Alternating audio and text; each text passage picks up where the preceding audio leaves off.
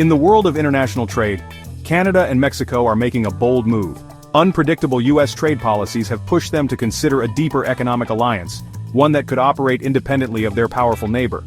The urgency became clear in August 2025 when the U.S. slapped a 35% tariff on Canadian goods, and Mexico faced heavy duties on steel and aluminum.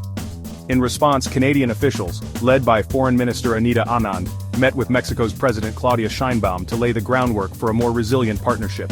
Their focus building stable, reliable supply chains, and collaborating on advanced technologies. The message is clear: if old trade rules no longer work, Canada and Mexico are ready to write new ones. Strengthening their bilateral ties is now an economic necessity, not just a good idea. Together they aim to create a haven of stability amid global trade uncertainty. At the heart of this new alliance is a game-changing idea: the energy corridor. This massive infrastructure project would connect Canada and Mexico directly, bypassing the U.S. entirely. The plan includes pipelines, deep-water ports, and LNG facilities, allowing Canadian energy to reach Mexico without U.S. interference. By shipping energy via sea, they avoid American tariffs and regulations, creating a tariff-free trade route. The corridor would also support trade in agriculture and manufacturing, not just energy. It's an ambitious vision, requiring huge investment and political will from both countries. The energy corridor is more than a project. It's a blueprint for a self-reliant North American partnership. It's how Canada and Mexico plan to take control of their economic future. Why go to such lengths? Because tariffs create chaos for business.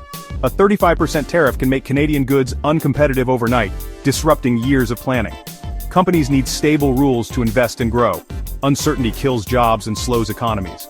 The USMCA was meant to guarantee stability, but a mandatory review in 2026 now threatens to upend everything. The US could demand changes or even withdraw, leaving Canada and Mexico exposed. That's why they're not waiting. They're building a plan B.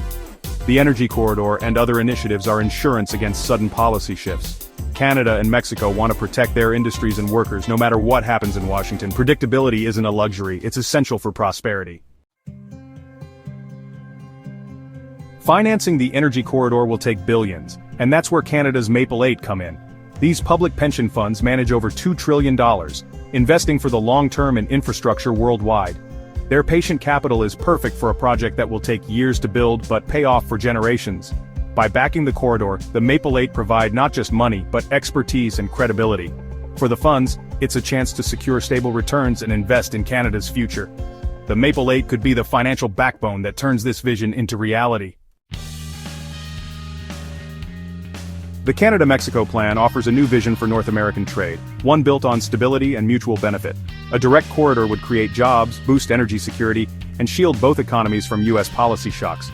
But the risks are real political opposition, environmental concerns, and possible U.S. retaliation. This strategy forces a choice: predictable, rules-based trade, or flexible, protectionist policies that create uncertainty. The answer will shape jobs, investment, and prosperity across the continent. As Canada and Mexico chart their own course, the stakes couldn't be higher. Which trade strategy do you think is smarter for the future?